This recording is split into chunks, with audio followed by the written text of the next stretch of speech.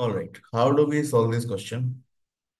Question में आपको given है time required for completion of 99.9% of first order reaction is this much time of half life. तो half life का कितना times होगा 99.9% रिएक्शन के लिए कंज्यूम होने के लिए जो टाइम चाहिए। ठीक है, तो पहले कुछ डेफिनेशन समझ लेते हैं। मान लो एक रिएक्शन है A to B। ठीक है, हमें दे रखा है फर्स्ट ऑर्डर काइनेटिक्स फॉलो करते हैं। So this is a first order reaction. ठीक है, अब आपको दो डेफिनेशन समझनी है। टी हाफ का मतलब क्या है।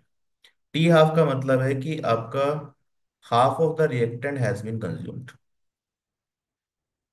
Time at which half of the reactant, starting से लिखेंगे अगर, तो time at which half of the reactant has been consumed. ये बचा हुआ नहीं है, कंज्यूम्ड अमाउंट है। ठीक है, reactant has been consumed.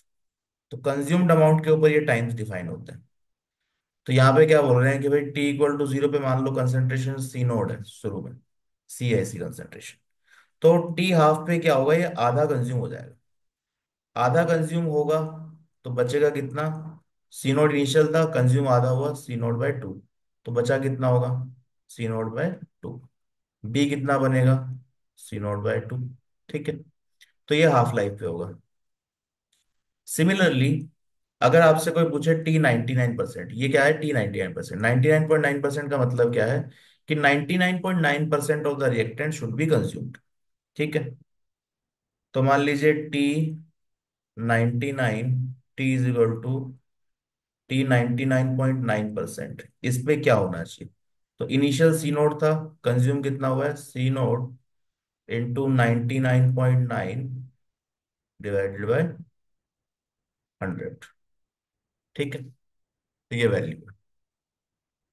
So how much is it, अब इसको सॉल्व कर लेंगे। तो ये तो कंज्यूम्ड है, ये इनिशियल है, तो बचा कितना है वो निकाल लेते हैं। तो 100 से माइनस करो 99 को, this turns out to be 0.1 divided by 100 into C naught, जो कि वैल्यू क्या आ जाएगी, C0 × 10⁻³ ठीक है, बी की वैल्यू भी इस तरीके से आप निकाल सकते हैं, बी का कुछ पूछा नहीं है तो we don't have to calculate. तो this is the amount of a जो बचा हुआ है आफ्टर T99.9% कंप्लीशन। ठीक है, रेट लो एक्सप्रेशन क्या लिखते हैं हम फर्स्ट ऑर्डर में। Rate law expression, integrated rate law क्या होगा, K times T is equal to 2.303 log base 10 initial concentration, A naught and at time T.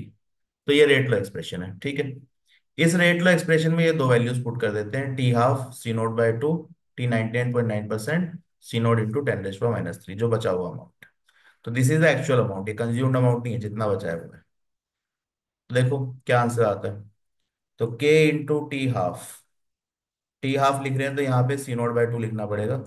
2.303 log C0 divided by C0/2। ठीक है, दूसरा एक्सप्रेशन क्या होगा, K × T99.9%, that should be equal to again 2.303 log of initial concentration C0, final concentration C0 × 10⁻³ अब इन दोनों को आप divide कर दीजिए, इक्वेशन नंबर 1 और इक्वेशन नंबर 2, दोनों को डिवाइड कर दो। ठीक है, तो कुछ कॉमन टर्म्स है जो कैंसिल आउट हो जाएंगी, क्योंकि T½ की टर्म्स में बताना है हमें। ठीक है, तो के विल कैंसिल आउट, ये 2.303 कैंसिल आउट हो गया। तो व्हाट डू वी गेट, ये C0 से C0 कैंसिल आउट हो जाएगा। तो 10⁻³ ऊपर जाएगा तो 10⁻³ बनेगा, ये 2 बनेगा। तो ध्यान रखना कैलकुलेशन, T½ T99.9%। ठीक है, ये कितना है log ऑफ 2, ये कितना आ रहा है log ऑफ 10⁻³। तो log बेस 10 10⁻³ ये वैल्यू कितनी आ जाएगी, log 2 डिवाइडेड बाय ये वैल्यू होगी 3। अब हमें T99.9% चाहिए तो उसको रिवर्स कर लो। टी 99.9% टी हाफ, ये कितना हो जाएगा, 3/log ऑफ 2। ये log बेस 10 पे सब चल रहा है, ठीक है। तो व्हाट इज दिस वैल्यू, ये 3 है। log 2 की वैल्यू क्या होती है, log base 10 2, तो दिस इज 0.3010, ठीक है। तो दिस इज 0.3010, तो ये वैल्यू कितनी आएगी, this turns out to be 9.966, ठीक है। ये कैलकुलेशन कर सकते हैं। वैसे नियरेस्ट इंटीजर है तो इसको 0.3 मालूम है तो डायरेक्ट ही आंसर आ जाएगा।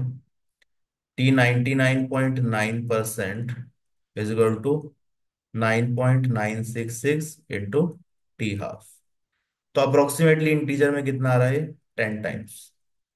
तो 99.9% रिएक्शन कंप्लीट होने के लिए टी हाफ का 10 गुना टाइम लगेगा। 10 टी हाफ लगेगी, 10 हाफ लाइफ, ठीक है। तो यही आपसे पूछा गया है। क्वेश्चन में देखो क्या पूछा है।